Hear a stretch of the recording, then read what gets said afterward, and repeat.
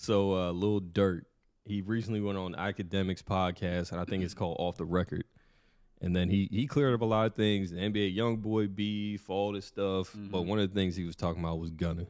And he cold called Gunna out and said he is straight up snitch. No way around it, nothing to do about it. And this is what he said right here. That Gunna told. That man, I don't sit up and play games, man. That man told. You should have went in there and kept your mouth closed. Damn. Oh, okay, yeah, that's what I was. I thought you were trying to reverse it. I'm like, hell no. I'm like, I just said I just said I know. That must have scared you. I'm like, yo, how did? Huh? I'm like, I don't know if Gunna like. Hell no. I never like. I'm following. I don't know. I never like. Why I didn't. I don't know. I just don't take Instagram and all that type of shit serious. But if you a rat, you a rat. And if you rewind this clip a little bit, I looked into the camera and I told you, if you a rat, I hate you. Because I love Thug. You believe that Gunna told? So apparently Lil Durk, he's saying Gunna, he hates you. He said, rewind the clip. I looked into the camera and I said, I hate snitches. And I looked back at it and I kind of got what he was saying because he was relating to his dad. So he said his dad got life but ended up, he got money. I don't know if he was able to appeal it or whatever. So his dad ended up getting life when he was 7 months old because somebody snitched on him. Now he's probably doing what he wasn't supposed to be doing. So just don't do no criminal activity. You want to go to jail because the streets ain't playing fair. The streets, all this street code stuff, all this that's out. Like 9% of people's gonna tell on you. All the dudes you think that are solid, that's all this. They gonna tell on you. They gonna fold on you. And when you're in jail, they're gonna be right there laying up with your baby moms, your girl, your wife, all that. So just stay out of them catfish nuggets right in that grease. You can't even get up on your books.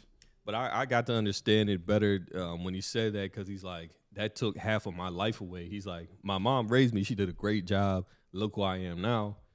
But he said, I needed my dad. I was a boy and I need my dad. And the only way I got this in was letters and on the jail phone. And he said, I always wanted my dad. My dad gave me great advice. But he like, you took half my life away. And it's because of snitching. Somebody was doing something with him. He thought it was gang. He thought it was a street code. He thought they was going to hold it down. And from the time he was 7 months old till 26, he said, or 26 or 27, and when his dad just recently got out, I guess, he just lost his dad. He needed his dad, especially growing up in the hood of Chicago. So he's like, that's the exact reason he'll never tell. That's the exact reason he hates snitches. He was a snitcher. So it looks like he's going hard on Gunna. So I don't know if this is rap cap or real, but nah, it sounds like it's real because Durk don't play about shit like that from what I've seen. Like anybody that look like they told or whatever, he ain't fucking none of that shit. But me personally, I just don't put myself in situations like that because I know for a fact at the end of the day, if you're going to do something, do it on your own because exactly. Ain't nobody going to say nothing but the witness and you. And I'm not here telling y'all what to do and get away. No, I'm just saying, like, if you are to do something dumb, don't bring anybody with you because you never know. Everybody say they friends and whatever the case may be, but you think you know a person till you don't. Yeah, and the street code, I'm telling y'all, the street code is invisible. This invisible street code is not real. It's not real. Well, that boy in that mother on some First 48 shit, boy, selling his soul for Ultimate Feast at Red Lobster. Look at the whole YSL trial. Look at how many people took pleas. Bro. It wasn't just Gunna. No, I know. It was a lot of them, and then one of them went straight back to jail for having a gun on him.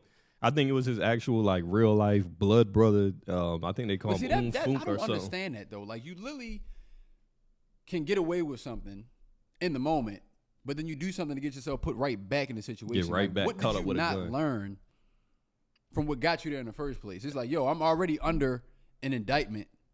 Let me just chill. No, some of that don't register with a lot of people, and I don't understand why.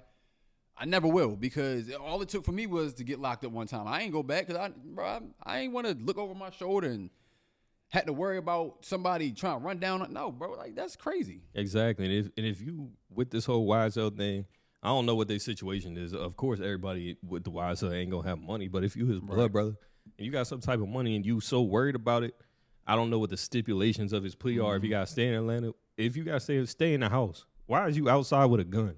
And you just got off on a plea deal. That's what I'm saying, bro. Like that's the most idiotic thing. But they had the one dude. I think it was and excuse me if it's wrong. I'm saying the wrong person, but I think it was YSL Woody or one of them They had it that he's been an undercover informant with the street code thing. He's been an undercover informant for like more than a decade. Remember they had the video of him snitching for like more than 3 hours. He was telling the police, "Oh yeah, I could get these people go do this crime if you let me out right now. I get on the phone." So like even like entrapping his own people to go do crimes. I'm like, this street code is not real. If you out here with the gang, you gang banging, you out here clicked up, you out here doing all. I'm especially if you young. You got all the time in the world to get out of this because the streets are not real. Nope. This is not real. None of it's real. You're not getting anything out of it, and these people will fold on you quickly. Everything in life has an expiration date. Exactly. Like, no matter how long you've been doing something, it's going to come to an end eventually. Yeah, it never fails. And God forbid if it's death, jail, or anything else, like it has some form of fashion of just expiring and just not going the way that you want it to go. Yeah, especially when you're doing the wrong thing, when you're doing criminal activity. If you're doing a positive in life, you're being a good civilian, you're doing the right things, the consequences of things ending is you just going on to the next thing. The consequences of things coming to an end in the streets is death or jail. Yeah. You're not getting out any other way unless you one in the. You see Lil Durk and you see Thug and all these other rappers that made it out the streets. They're 1 in 10 million. Yeah. It's a million other rappers who's not getting no views. They're not getting no plays. They're rapping about the streets, not getting nothing. They're not making no money, not doing nothing. So that's another thing for the kids. They see the Durks and the Thugs and all these people rapping about the streets, and they see all these all these people rapping about the streets. They're literally 1 in a million. Yeah. For each one of them, there's another million people trying to be rappers that are never going to get out the hood. They're never going to make it. They're never going to get signed. They'll never see $5,000. They'll never see $3,000. Like, forget about it. You're not, and that's what most kids won't see today. Like, so all I can say from my personal point of view, kids, if you listen to this, I might sound old, I might sound dated, but hey, give that up. You ain't going nowhere with that street life at all. Because we done seen too many cases where kids then thought that they was tough. Boy, they crumble as soon as the cuffs get slapped on their wrist. I done seen it time and time again.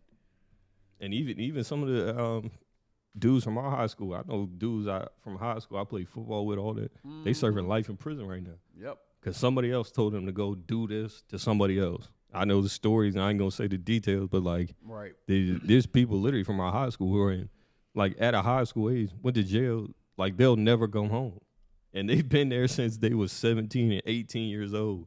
So almost half their life, they've been in prison. Because somebody else told them to go do this to somebody else, or they said, oh, we got beef with these people because of something that happened 50 years ago with your granddaddy, and it didn't trickle down. Because your granddad was in the street, your dad was in the streets. And see, that'd be the other thing, too, though. Like, for me, like, it took me to get older to realize, like, all right, holding grudges and not liking somebody, it's only going to make matters worse because at the end of the day, you don't know what that person's mental state is like. Exactly. You don't know the trials and tribulations that they went through after y'all stopped beefing over whatever it was. Like, you might catch somebody on the wrong day, and now you stand down the barrel of a gun or something. Like, you just never know. That's why, me personally, I just stay in my own lane. I focus on what I can control because at the end of the day, I got too much to lose. Yeah, because it's way easier to be a bridge than a barrier, and it's like, hey, you ain't never lie about that, brother, man.